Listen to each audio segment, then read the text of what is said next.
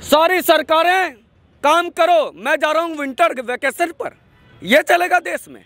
हमारे tax payer का पैसा से आप सैलरी लेकर के छुट्टियां मनाने जाते हो और हमें तारीख पे तारीख मिलता है। नुपुर शर्मा के मामले पे आपने कहा था, माननीय मिलाड, आपने कहा था कि सब कुछ नुपुर शर्मा के कारण हुआ, तो सजा क्यों नहीं दिया? क्यों नहीं अपने जजमेंट में दिया? क्योंकि आप अगर दे देते तो आप पर यह आरोप लगता कि कैसे साबित करो कि इसने क्या क्राइम किया है। अगर कुछ कहना है तो रिटर्न फॉर्मेट में लाओ, ज्ञान नहीं देना है, जो लिखना है लिख करके दो। सुप्रीम कोर्ट का काम होता है लिखित ऑर्डर पास करना, मौखिक ऑर्डर। ये डिबेट में अगर इतना शौक है तो माननीय न्यायाधीशों को टीवी डिबेट में आना चाहिए। आपने लॉ पढ़ा है, कानून पढ़ा होगा, आप हिंदू राष्ट्र की व्याख्या नहीं जानते, हिंदुत्व की व्याख्या नहीं जानते। और सुरेश चौहान के एक चेहरा है, एक आवाज़ है, वो आवाज़ जो मीडिया को हिंदुत्व के बारे में बात करने को उत्साहित किया, जो मीडिया कभी हिंदुत्व में बात नहीं करती थी, सुरेश चौहान खड़े हुए और पूरे मीडिया को आज हिंदुत्व को लेकर के बात करनी पड़ रही है। वो देन है सुरेश चौहान की। अगर हम आज उन्हें साथ नहीं देंगे तो फिर हम भी और हमारे आने वाली पीढ़ियां हमें किस नाम से पुकारेगी? मान सिंह किस नाम से हमें पुकारेगी? मीर जाफर किस नाम से पुकारेगी? जयचंद। इसलिए आज समय है साथ दो सुरेश चौहान के जी का, और मैं तो खुल करके साथ हूँ। नमस्कार, मैं ऋषभ अवस्थी, आप देख रहे हैं ओ न्यूज़ हिंदी। सुदर्शन चैनल के प्रमुख संपादक सुरेश चौहान के जी के ऊपर आरोप लगा है कि उन्होंने मुसलमानों के नरसंहार की शपथ ली है। लेकिन सुरेश चौहान के जी का कहना है कि मैंने हिंदू राष्ट्र की शपथ ली है, और वही शपथ जो शिवाजी महाराज ने ली थी और इतिहास में लाखों करोड़ों बार लोग जो हैं हमेशा से लेते आ रहे हैं। उनका यही कहना है और तमाम जो हिंदू समाज है वो लगातार उनको समर्थन कर रहा है। कल पूरे दिन ट्विटर पर ट्रेंड चल रहा था, सुरेश चौहान के आगे बढ़ो। हिंदू समाज के बीच में लगातार ग्राउंड जीरो जाकर के ओ न्यूज़ हिंदी आपको रिपोर्ट दिखा रहा है। आप हमारे साथ बने रहिए। कि हिंदू राष्ट्र की शपथ लेना इस देश में अपराध है, आप भी ऐसा मानते हैं?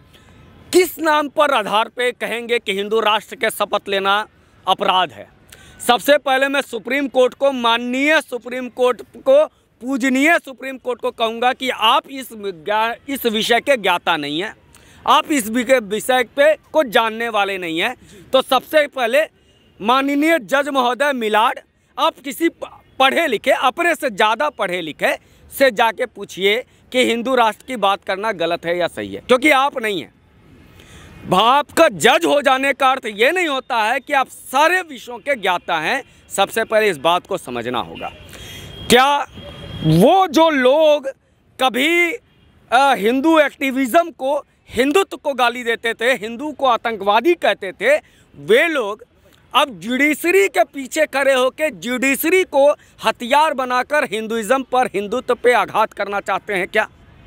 क्योंकि जो व्यक्ति इतने लोगों के सामने कह रहा है और प्रूफ है, वीडियो रिकॉर्डिंग है, उसके सामने तो आप कहते हैं जिसमें उन्होंने किसी को मारने की बात नहीं कही, और वही ओबीसी जो चिल्ला चिल्ला के ऐसी घिनौनी घटिया बातें कह रहा था, और कोर्ट कहता है कि साक्ष्य नहीं है, जिसका वीडियो आज भी यूट्यूब पे पड़ा हुआ है किसी चैनल पर।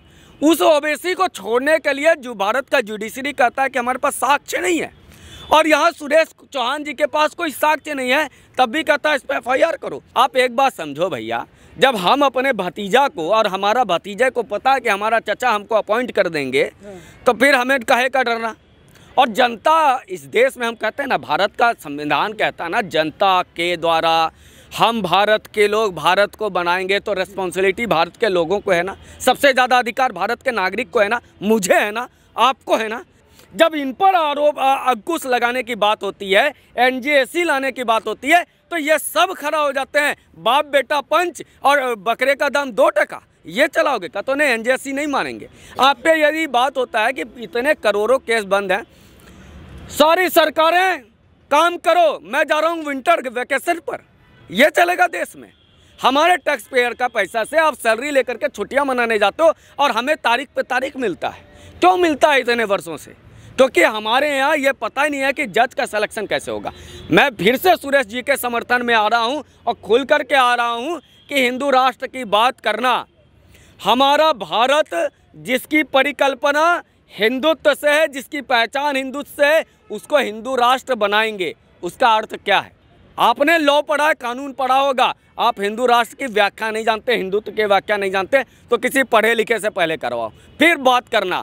और सुरेश चौहान के एक चेहरा है, एक आवाज़ है, वो आवाज़ जो मीडिया को हिंदुत्व के बारे में बात करने को उत्साहित किया, जो मीडिया कभी हिंदुत्व पे बात नहीं करती थी, सुरेश चौहान खड़े हुए और पूरे मीडिया को आज हिंदुत्व को लेकर के बात करनी पड़ रही है, वो देन है सुरेश चौहान के। ये जो हिंदू ऊर्जा आज एक साथ एकत्रित हुए हैं 2024 में भी, हम हिंदुत्व के नाम पर भारत के को परम भैवत्व ले जाने के लिए बात करने वाले जो लोग हैं उनको दबाना है। इसलिए सुरेश चौहान के एक बड़ा शेर है, उसको खत्म कर दोगे तो सब छोटे शेर खत्म हो जाएंगे। जैसे आपने कहा कि सुरेश चौहान के इस देश के मीडिया को रास्ता दिखाने का काम करते हैं और हिंदुत्व सनातन के लिए आवाज़ उठाने के लिए कहते हैं, पर सुरेश चौहान के कहते हैं कि जिस देश में कुछ बेरोजगार पत्रकार ऐसे हैं जो ये कह रहे हैं कि सुदर्शन चैनल नफरती चैनल है और सुरेश चौहान के जो है वो नफरत फैलाने वाले पत्रकार है, आपको ऐसा लगता है?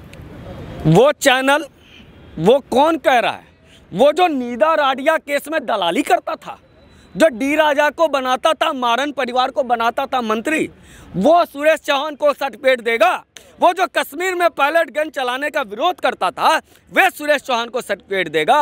अरे सुरेश चौहान के ने, मैंने कहा ना कि ये जो मीडिया थी, ये जो वामपंथियों के दलदल से, सड़ांध से महका हुआ मीडिया था, उसमें एक सूरज की रोशनी बनकर निकले हैं सुरेश चौहान के। उस सूरज की रोशनी को दबाने का बात करते हैं, लेकिन सुर न छिपता तिमिर भय से, ये याद रखे, चाहे कितनी भी अमावस्या आ जाए, सूरज निकलता है, चाहे कितना भी जोर लगा लो। शिवाजी को कभी कोई हरा नहीं पाया, महाराणा प्रताप को कभी कोई हरा नहीं पाया, और कपिल मिश्रा को इन्हीं जो चैनल वालों के नाम ले रहे हैं ना, उसने दंगा का आरोपी बना दिया था, आज कोर्ट ने बरी कर दिया। यही गुजरात में गोधरा में हिंदुओं को जला के मार दिया गया, जलाने वालों को बचाने के लिए सारा आरोप मोदी को डाल दिया गया।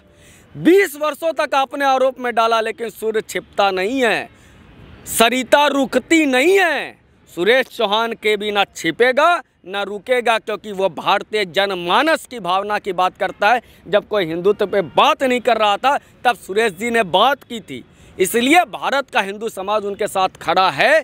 भारत की जुडिशरी को अवमानना लगती हो तो लग जाने दो। मैं तो कहता हूं कि जब तक एनजेएसी नहीं बने, सुप्रीम कोर्ट में कोई सरकार जवाब ही ना दे। जी, आपने देखा होगा नुपुर शर्मा के केस में भी कोर्ट ने कई बयान दिए थे, लेकिन लिखित में जो है वो सिर्फ एक छोटा सा स्टेटमेंट लिखा था। वही जो है इस केस में भी हो रहा है कि सुप्रीम कोर्ट ने आरोप तो कई लगाए, बातें तो कहीं, पर लिखित में जो है वो सिर्फ 2 वर्ड लिख करके अगली तारीख दे दी, ये सुरेश चौहान के जी कह रहे हैं। तो आपको लग रहा है ये सिर्फ स्टेटमेंट जो है जानबूझ करके उनकी पर्सनैलिटी को टारगेट करने के लिए बोला? सच्चाई है सर। मार्कंडे काटजू एक हमारे यहाँ जज हुआ करते थे, कहते थे जो भ्रष्टाचारी है उसको लैंप पे टांग दो, और जब जजमेंट में आता था कुछ नहीं। नुपुर शर्मा के मामले पे आपने कहा था, माननीय मिलाड, आपने कहा था कि सब कुछ नुपुर शर्मा के कारण हुआ, तो सजा क्यों नहीं दिया? क्यों नहीं अपने जजमेंट में दिया? क्योंकि आप अगर दे देते तो आप पर यह आरोप लगता कि कैसे साबित करो कि इसने क्या क्राइम किया है। तो ये मैंने कहा ना कि वो जो कांग्रेस पोषित पालित लोग थे, जो कभी बुद्धिजीवी बनकर अवार्ड वापसी करते थे, कभी वहाँ शाहीन बाग में फेमिनिस्ट बन जाते हैं, जो कभी सिंघू बॉर्डर पे किसान बन जाते हैं, वे अब जुडिशरी बन रहे हैं। ये जो कांग्रेस पोषित पालित जो 70 वर्षों से जिन लोगों को दाना डाला है कांग्रेस ने और उसके पूर्व की सरकारों ने, वे लोग अब इनकी तकलीफ क्या है? अब ये एक बना रहे हैं अधेर को संत, तपस्वी, जो जीन्स पहन करके टी शर्ट पहन के तपस्या करता है। अरे एक सावन नहीं बरसात में भीगने वाला तपस्वी नहीं होता है। तो कोई कितनी भी साजिश रच ले, आप लोग सुरेश चौहान के जी का साथ देंगे? देखो, ये कहने की बात नहीं है, ये कहने की बात नहीं है। जब हमारे पे हिंदू आतंकवाद कहा जाता था, जब कहा जाता था कि तुम्हारे संसाधनों पे सबसे पहले अधिकार किसी और का है, उस वक्त यदि किसी एक व्यक्ति ने, जब यूपीएससी हम लोगों ने तो सर तैयारी किए, एग्ज़ाम दिए हैं, रट्टा मारे हैं, इतना पढ़ाई किया है, उस समय भी हमें एक साथ लगातार 3-4 वर्षों में यूपीएससी के टॉपर एक धर्म विशेष के 10-10 रिजल्ट में, शुरू के सारे रिजल्ट वाले सब एक धर्म के होते थे। सुरेश चौहान के जी ने लेकर के आया एक प्रोग्राम वो लेकर के आए और उसके बाद दूसरी बार रिजल्ट में ख़त्म हो गया, वो धर्म के लोग पीछे हो गए। या इस समझो ना, षड्यंत्र समझो कि अगर सुरेश चौहान के जी उस वक्त ये मामला नहीं उठाते, यूपीएससी का मामला जिसका उन्होंने शब्द दिया था, संज्ञा दी थी यूपीएससी जिहाद का, उसके पहले मुस्लिमों की संख्या कितनी ज़्यादा हो रही थी। कैसे सुरेश जी ने मुद्दा उठाया, उसका मुस्लिमों की संख्या घट गई? कैसे हो सकता है ये? इसका मतलब कुछ ना कुछ तो षड्यंत्र था। तो इस षड्यंत्र को रोकने वाले सुरेश चौहान के जी हैं। सुरेश चौहान के अगर इस बात को कह रहे हैं, अगर हम आज उन्हें साथ नहीं देंगे तो फिर हम भी और हमारे आने वाली पीढ़ियां हमें किस नाम से पुकारेगी? मान सिंह किस नाम से हमें पुकारेगी? मीर जाफर किस नाम से पुकारेगी? जयचंद।